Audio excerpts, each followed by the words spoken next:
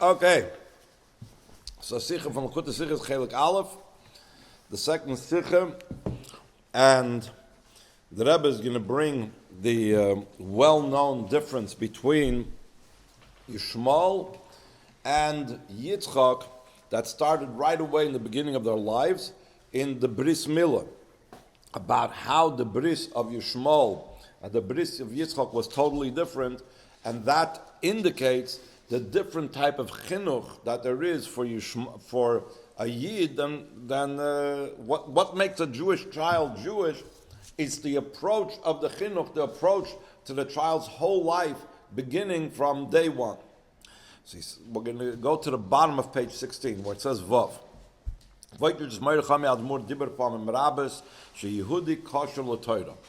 A Yid, by his very nature, the Rebbe's father-in-law, the Frierdiker Rebbe said, is connected with the Torah.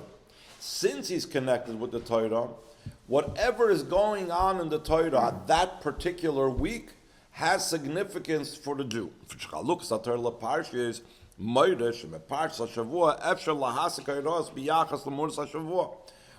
the Torah divided into parshas? The Torah could have been said in a different type of way, not in the way of parshas. That means that week, I have a parsha that I'm reading. This is connected with me because Torah and a Yid are together. So whatever parsha we're reading in the Torah, that has significance. Zayin, Toichen Parsha Shavua, who sipur leidis Yishmael v'Yitzchak. Tikvas kol Adam hi shetzatzav yamshichu b'derachim. That's the hope of every person, that his offspring should follow in his ways, his standards, his values, and so on. HaTorah mesaperes HaKadosh Baruch Hu chonan es Avraham Avinu b'shnei bonim, Yishmael v'Yitzchak. Tchila noilad Yishmael v'achrav Yitzchak.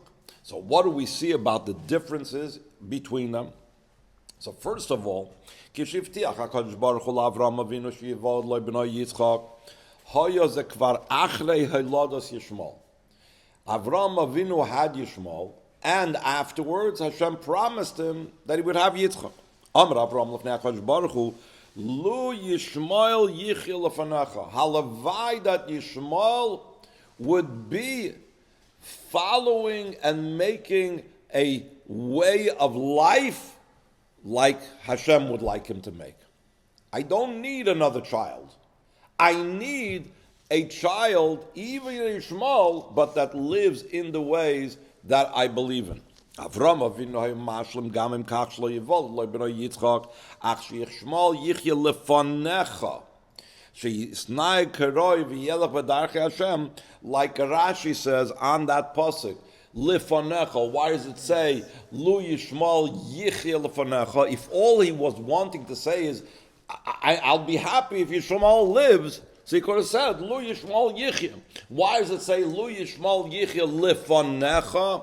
Lefanecha means that he should be in your presence. He should have the yira of Hashem. He should have the awareness of Hashem. So Avraham Avinu would have been happy if Yishmael would have continued in the ways of Avraham, to be able to recognize Hashem, follow in the ways of Hashem, and that would have been enough for him. He wouldn't have needed Yitzchak.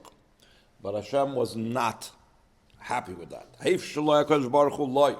Rak bincha Yitzchak sheyivod lecha yarva oischa nachas emes. True nachas you will get from Yitzchak. It says that Hashem listened to Avraham Avinu's tefillah, and he said, you know what? Gam Yishmael tirva nachas. As we know that later on in life, Yishmael actually did tshuva, and that's why and Rashi brings it down that when it came time to bury Avraham Avinu, so Yishmael allowed Yitzchak to go before him, and he showed honor to Yitzchak and respected Yitzchak, which means that even though he was the older brother, he obviously realized Yitzchak was a much greater person than him, because Yishmael himself was a Baal Tshuva. But still in all, even though Avraham Avinu's request about Yishmael being on a greater level, Hashem accepted and fulfilled that request, still in all, that wasn't the real nachas. His real nachas wasn't from Yishmael. Baram ein l'chol listapek b'kach. Hashem told him, this is not enough for you. Eladavke b'yitzchak yikar chazara. Who will be your children? Meaning, who will continue your ways and bring your ways on for all generations and all time, Dafki Yitzchak. So you can explain what was unique about Yitzchak. Starts again from his birth and from the reasons for his birth, even before he was born, when he was already conceived. Ches. Avram Avinu Hoyaz ben Tishim Teisha Shonim. Asaris Shonim Avar as HaKadosh Baruch Hu v'Avar Nisyonis Rabbi. He was already not just in years, he was older. He went through many experiences, many challenges, many things that proved his devotion to Hashem. So he wasn't just starting out with his connection to Hashem. Therefore, since this wasn't the beginning of his connection to Hashem, move on. So therefore, his appreciation of what nachas is different than maybe someone that would have been starting out in life. It's a big difference, even by us. We at age 20 would have a different perspective of what it means to have nachas than when we're at 40 or when we're at 60. Avram Avinu, that went through all that he did for Hashem at the age of 99, definitely had a true appreciation of what it means to have nachas from his children. That tefillah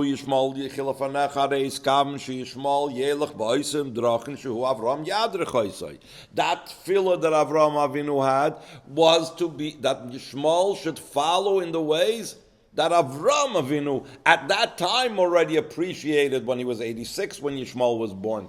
But 99 years old already, after 99 years, that Hashem told him, you're going to have a child. So he had a good appreciation, good values, good standards. And when he asked Hashem for Yishmael to go in his ways, he really knew what he meant. It wasn't just like, yeah, he should be a good Jew.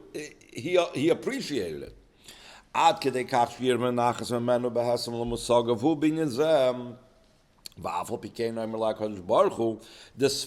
fact that Avram knew exactly what he was asking and what he expected from Yishmael,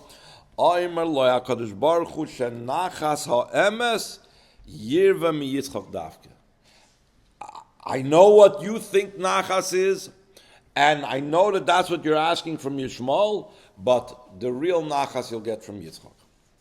So let's go back again. Everything starts early on.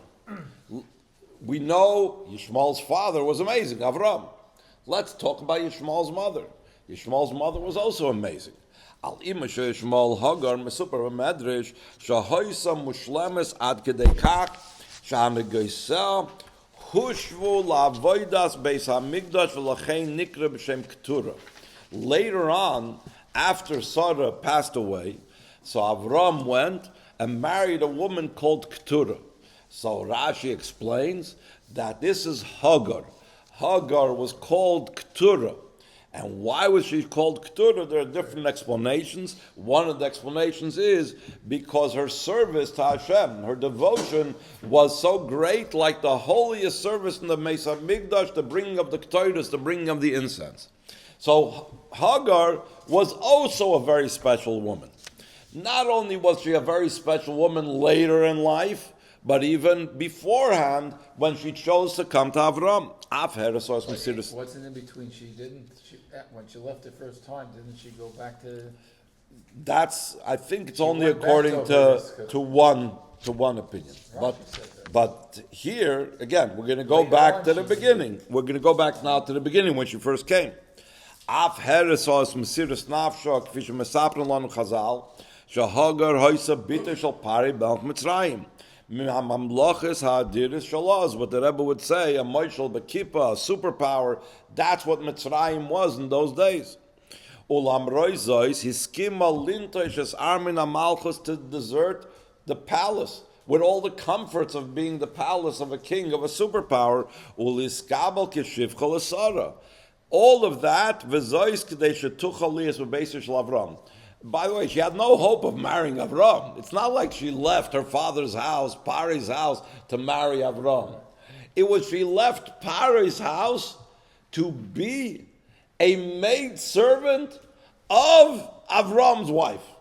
This is an amazing devotion, an amazing appreciation of what Avraham Avinu was. So it's not just at the end of her life, she had this great avodah she was liking to the Ketores. Immediately when she came to work for Sarah, she had left behind the comforts, etc., etc.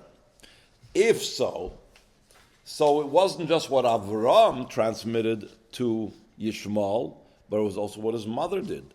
Muvan shagam es bra Yishmael, chincha b'derech zu. Kol ze mavir lanu yoser madua rotza Avraham listapik mi Yishmael. After having two good parents, Avraham and Hagar, toich tikva sheyirve menu malaya nachas. Aber idach Yisar is a magbiras iha avone madu amle HaKadosh Baruch Hu shebi Yitzchak davki karel chazara. So the Rebbe says, if so, with such two good parents and Avraham Avinu's desire that he says, I don't need another child. All I need is that Yishmael should live up to my standards of what I expect from him. So why didn't Hashem say, you know what? Let that be the case. I don't have to give you another child, especially do something that was exceptionally miraculous to give him a child at the age of 100. So the Rebbe says, why was Yishmael not enough? Hahevdel bein Yishmael liYitzchakum, hoiladetoi shel Yishmael hoysa boifen tivi v'loi b'derech nes. In those days, for a person at 86 to give birth, for a man at 86 to give birth, it wasn't out of the norm. Everything, they lived longer, so their fertility went on longer. Everything went on longer. So at 86, to give birth to Yishmael was not exceptional. On the other hand, even in those days, 99, 100 years old, that was already above the top. Like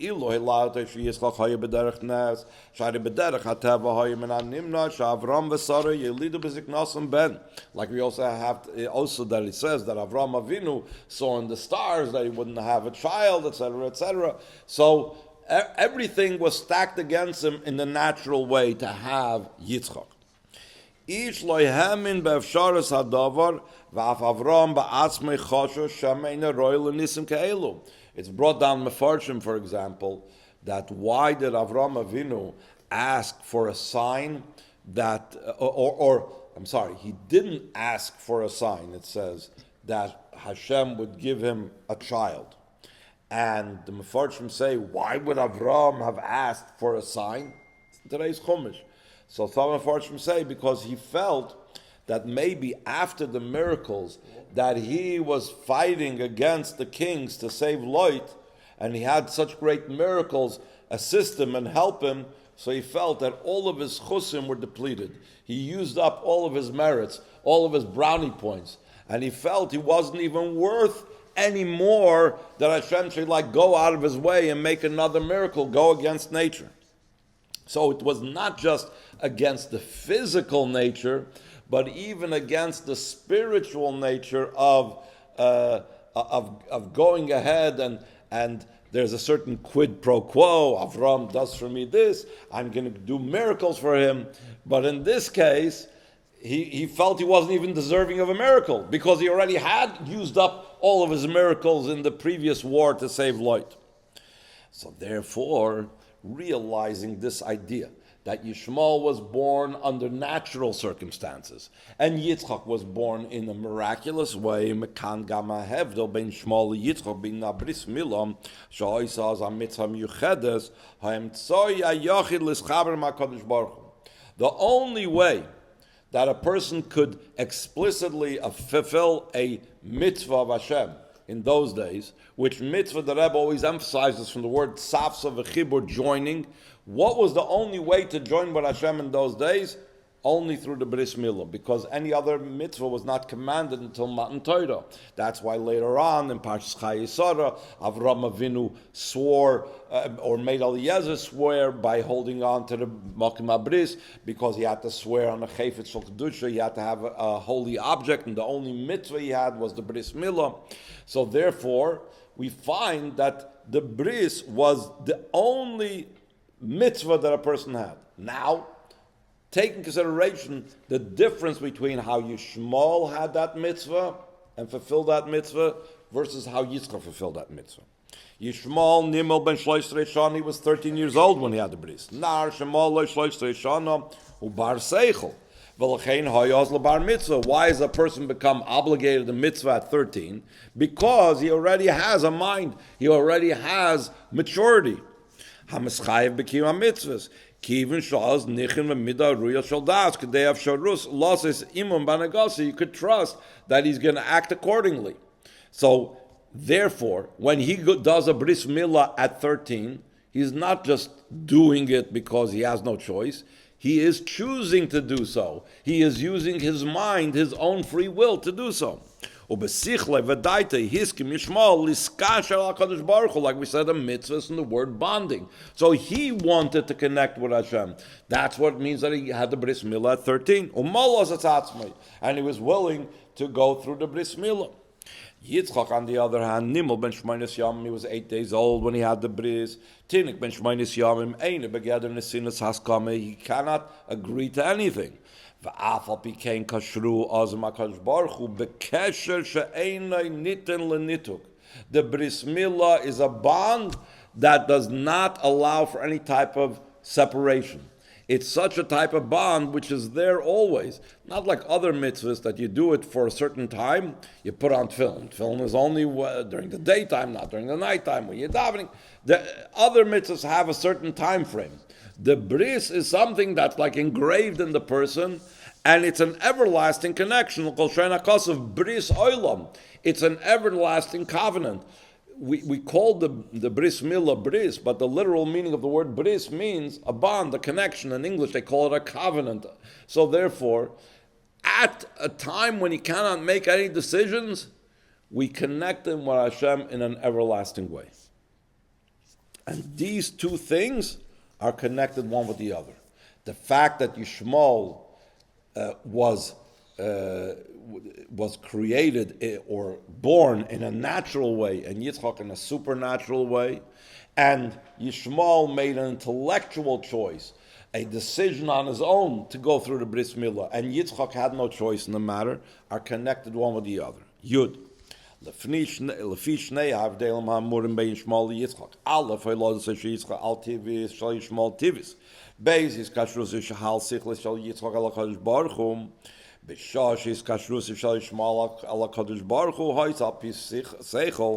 Now we'll understand. Taking these two things into consideration, what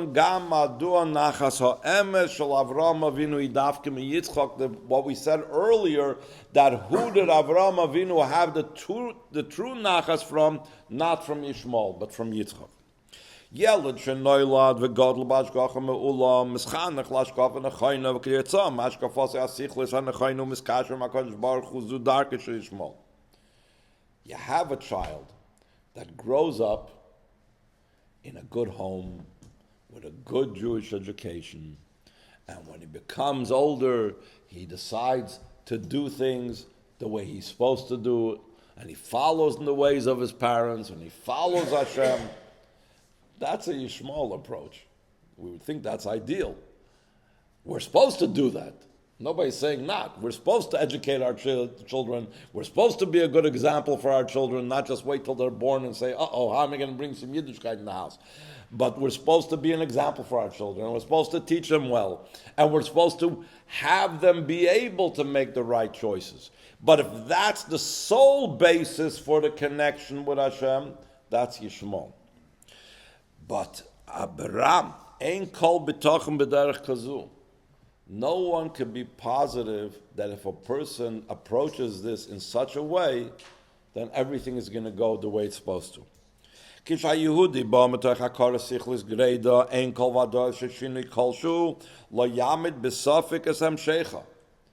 You never know if it's based on the person's intellect, if it's a reasoned approach, if it's a rational approach. You don't know that there can't happen a change. Something is going to occur. Something is going to undermine things, and he's going to say, you know what, it's not for me. Yes, okay. Gam beishu mekusher makadosh baruch hu ein kol betochen ad heichon tisbate yahadusay im tizu yadus shleimoy mugbelas Behesam lemida sichlei v'avanosai. Here's another point.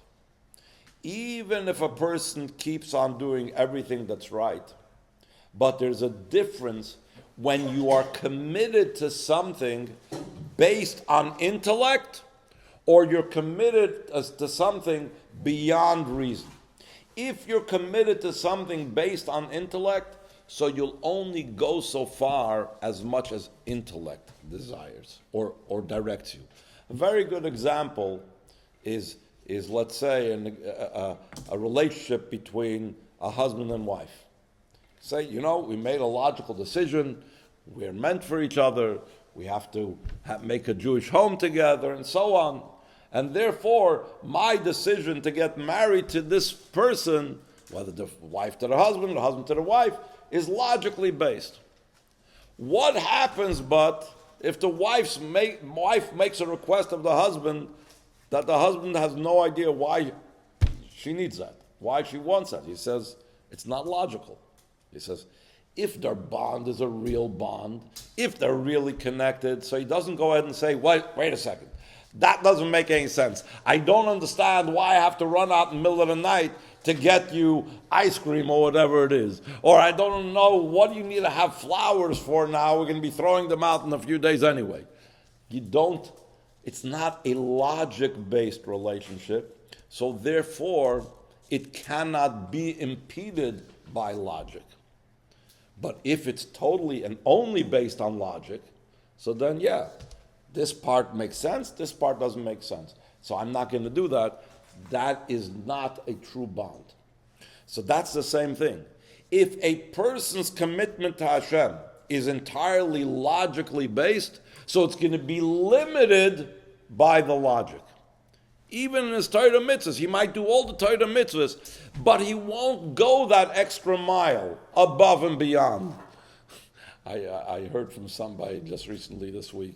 He was on a plane, and he was putting on, after he put on Rashi's, he put on Rabbeinu Tam's.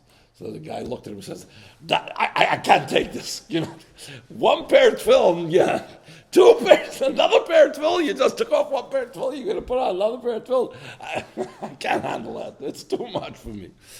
In other words, logic, I'll be seichel, I did. It says in the Torah, you got to put on tefillin, I put on tefillin. But our connection with Hashem is not based on logic and not limited to logic. And therefore, I'll go beyond, and I'll do a Hiddur mitzvah, and I'll go beyond the letter of the law. So Yishmael's connection is the logical connection. L'chein gam b'Yishmael k'she'ach nistamna pigia b'Yerushasi loy hoisa isharus lashire beis Avram v'Akadosh Baruch Hu tzivu l'shalcha ki b'Yitzchak yikar l'chazara. It says over there, one of the things that created some of the friction between Yishmael and Yitzchak is that they were fighting over the Yerusha that Hashem promised Avraham Avinu, Eretz Yisrael, and Yishmael was teasing Yitzchak or bothering Yitzchak, or he wanted to kill Yitzchak because of it, because he was saying logically, I'm the older son, etc., etc. So that's it. Hashem said, that is not someone that's following the ways of Avram, that's not someone that's connected to me. You have questions, you have all these issues, you're willing to fight over things because they don't make sense to you. That's a Yishmael approach. That is not the continuation of Avram. That's not someone that Avram can have nachas ruach from. It's not the bond that Avram Avinu is about. HaKadosh Baruch Hu hivir, b'hamodas doiris Yisraelim ein mokim legisha tivis. If our approach to Yiddishkeit was completely based on the intellect and logic, so there wouldn't have been anything left over from the Jewish people. And similarly, if we wouldn't have had supernatural, miraculous protection, we also wouldn't have remained. Our connection with Hashem must be expressed in a super-rational way, and Hashem's connection with us is in a miraculous way as well. Yehudi kol kiyumay, lemin hayrasay v'leidasay, even from when he is conceived and his birth, benisim beli kol ishchashvus v'teva. HaKadosh Baruch Hu Amar LaAvraham Avinu, Nachas emes shel Yadus, Ba rak mi yeled shivoldei ve'reishis chayo ve'en ba'ofen eliki. His birth began miraculously. His commitment is a super rational commitment. If you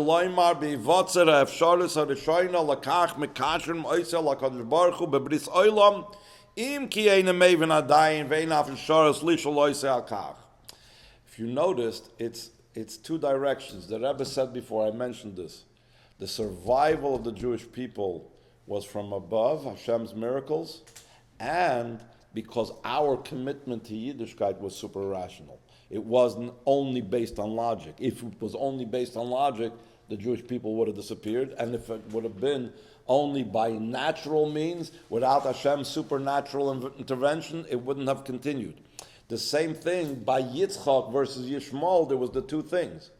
Yitzchak was born from above supernaturally, and his commitment to Hashem from below was super rationally.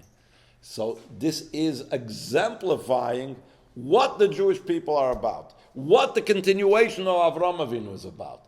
This completely super rational, supernatural connection with Hashem. I'm sorry? When it right, from the word Yitzira. Ya'adusay shel yeled shel kazeh loitia mugbelas behesem ledaita v'sichloi el chaduras mesiras nefesh umiyeled ze tovoi nachas Yehudis amitis. That's going to bring such a child that grows up under such circumstances is going to bring the true nachas ruach, the true Jewish nachas.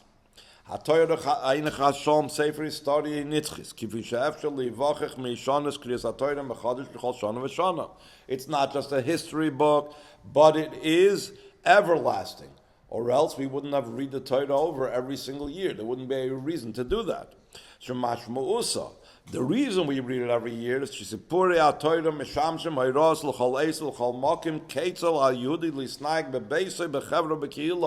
how a Yid is supposed to act in his home, in his environment, in his community.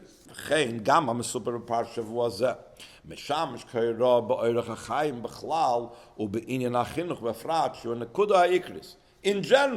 how am I supposed to live as a Jew?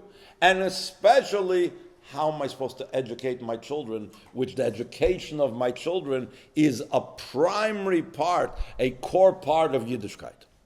נמצאים כאלו הסבורים שסדר החינוך הוא להמתנת שהילד יסבגר ויוכל להסתמך על ונוסוי תוך תקווה שביועזם לאברהם, יצחק ויעקב יגיע בעצמו למושג הנוחם ביהדות. There are those people that say, I don't want to mix into my child's choices. Let him grow up. He's a Jew at heart. He knows what's right. He'll grow up. When he's mature, he'll make the right choices. It's interesting. Nobody says that about other things, teaching them how to make a living or not to take drugs or anything like that. But when it comes to Yiddishkeit, there is such a mindset out there. I don't want to force anything on them. Let them grow up, and then they'll make a decision. So the Rebbe says, "Ba hayrabe parts shavua mistamchos al seichel anushi av chedev haysamtzus hagdoyle beyoser."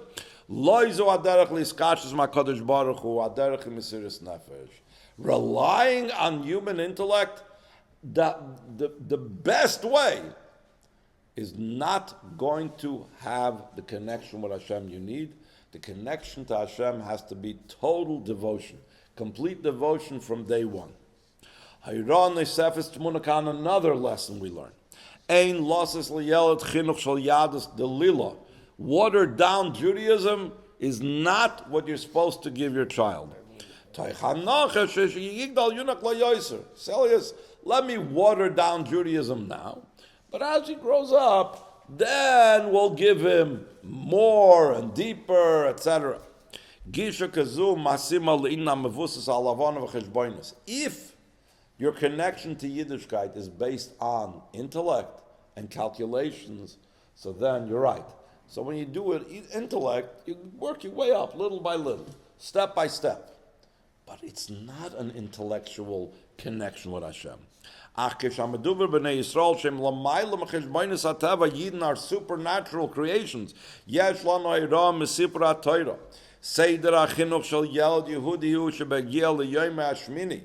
At the 8th day, you have to give him the utmost Yiddishkeit. You don't wait till he's an adult. At his youngest age, you give him this bond, this everlasting connection. You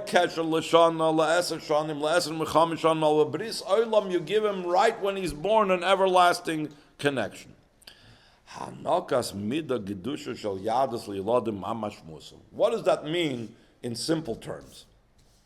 For us, what are we supposed to communicate to our children, which means this powerful connection with Yiddishkeit?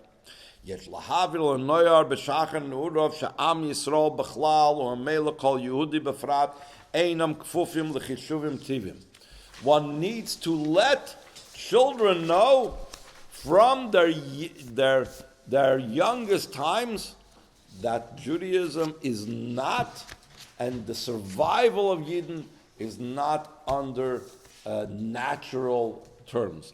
Just personally, when I grew up not just with the fact knowing that my father's entire family was killed in the Holocaust and my mother's family died in the hunger in the Soviet Union, but I grew up starting for Chumash, but then on my own reading so many stories of Jews surviving throughout the ages, whether the Crusades or the Spanish Inquisition, all types of things. Some parents believe we ought to shelter the children from the negative parts of Jewish history. In a way, and I'm not saying the Rebbe is mamish saying this, but if we see how all these times everything was stacked against us, and still Hashem saved us, this gives us the strength and the power to know that regardless what goes on around, we should know that we have the power to overcome. And also, presently, so many people were so distraught when, after October 7th, they saw practically the whole world turning against Yidden, they were completely lost. Why? Because I think also they didn't grow up on this awareness. For us, people that have grown up within a Jewish environment and know Jewish history, we're not surprised when Goyim turn against us. And we also know we're not surprised when the Eibishter miraculously saves us. This is part of the normal thing of the Jewish people. Hiding kids from that, not knowing this, means we're not appreciating Hashem's nisim, we're not appreciating Hashem's involvement in our lives, and then when chas v'sholom things shouldn't happen ever, totally lost. We have to know that type of connection, and we have to have our children know about this also. Yesh l'shanin l'noyar she'olav la'azniach es ha'chishuvim ha'shoinim. Forget about all your different calculations. You'll go to college, you'll be more accepted. You'll dress like everybody else, you'll be more accepted.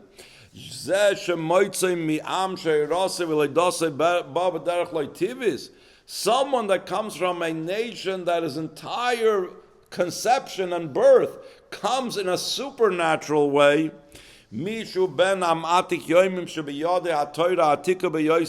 Someone that's a member of an ancient people, that is in its possession the oldest law. Here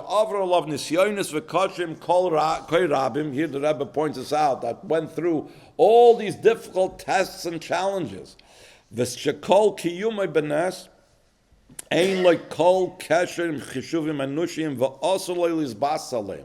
has to know that he cannot rely and base his existence on what the UN says, what the host nation says, what he thinks a good job will get him, what he thinks making money will get him. These are not the things that help a Jew survive, that guarantee a Jew's survival. A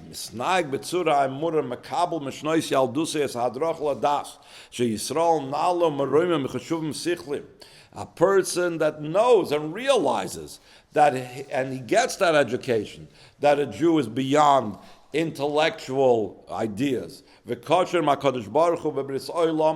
all of Musabas Haftachas HaKadosh Baruch Hu B'Yitzchak Yikara L'Chazara Mimenu Ba Hanocha Hamitis Heim Beruch Hanachas Hamitis Heim Beruchnis Ve'em Begashmis. This is the child that brings the true Nachas to the Jewish people because he recognizes and sees that his connection is with Torah and his connection is with Hashem, and that is what guarantees his continuing existence. The Rebbe is going to continue in the theme of the Bris Milah over here, and this has to do with Parshas Lech Lecha and what Avraham Avinu was all about.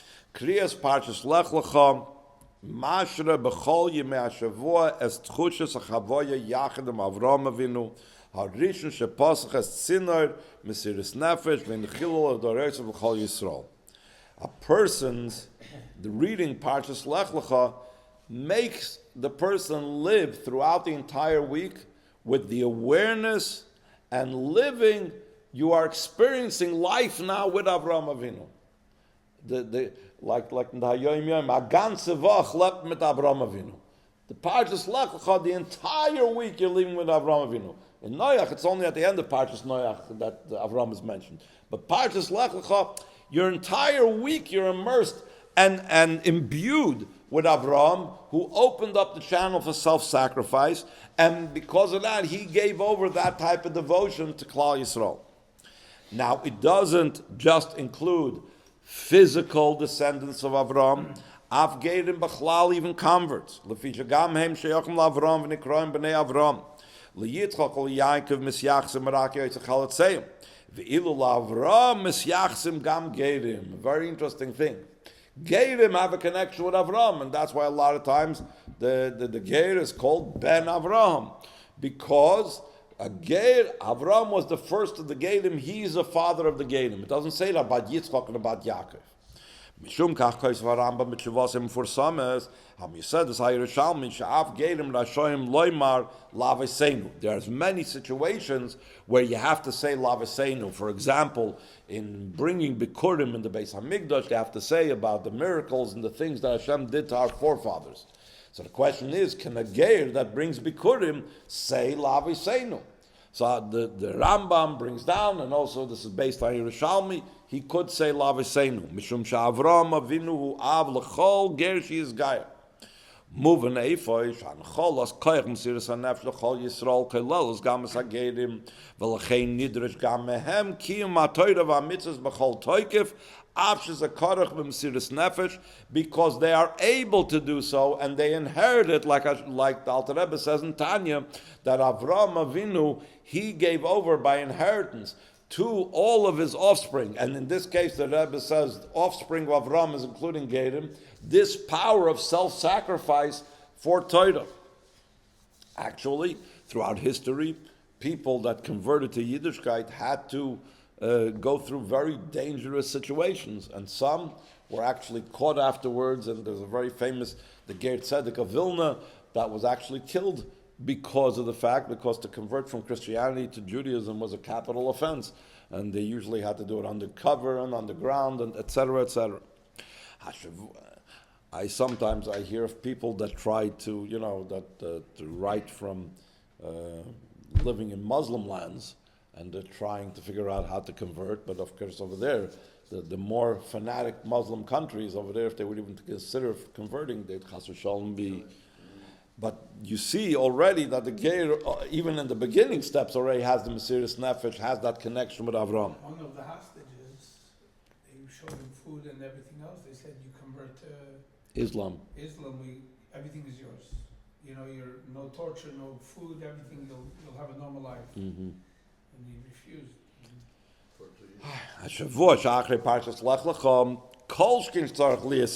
Then the Rebbe says that Hayyim says that Lech Lecha is a freiliche parsha.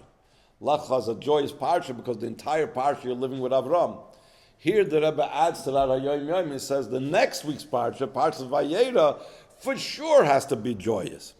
Kivin she'az nikra mesupar is Avraham Avinu achar kiyum mitzvos milah she'inyanam moed na'ala, because in Parshas Vayera we're talking about what happened to Avraham Avinu after he did the bris milah, which makes it even a higher level. So the next week's parsha is even more joyous. Kvayt is my Chamei Rabbi Amar b'sichas Simchas Torah Tavshin Yud, Shavram Avinu hay Yehudi ben 75 shana bala chuzos, Adon lechol hanagosav. Avram Avinu was a balabos. He was a person when Hashem told him at 75 to go ahead and lech lecha, he should go and make a trip. He was a person in great possession. What's achuzos? Achuzos means someone that's a Yiddish. It means he was a possessor. He was a big balabas. He had a lot of stuff. But the Rebbe is going to explain it that the stuff that he has doesn't just mean material possessions, but also meant he was spiritually in a state of being a balabas.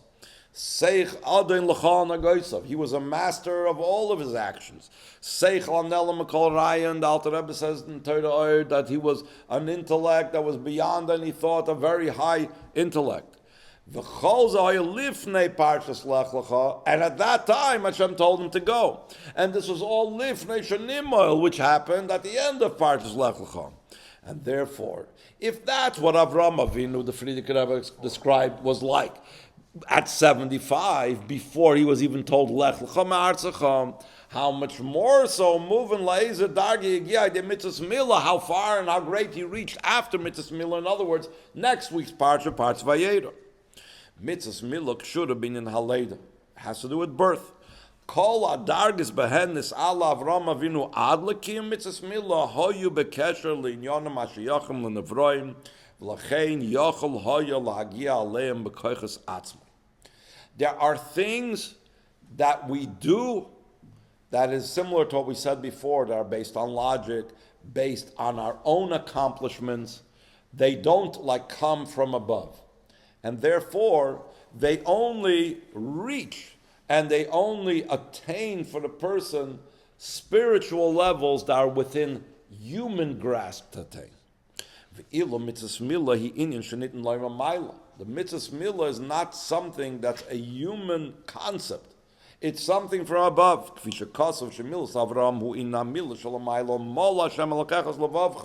Alter Rebbe in Torah connects that the bris milah that Avram went through is connected to what Hashem says, that Hashem will circumcise your heart. It's Hashem circumcising. The same thing, the bris milah that Avram went through is also something coming from Hashem. It's not like everything that he did up till the bris milah. It says that Avram on his own recognized and understood that there's Hashem. Avram on his own was willing to be thrown into the fiery furnace because of his belief in Hashem, and so on. The bris milah was completely something outside of him, beyond him.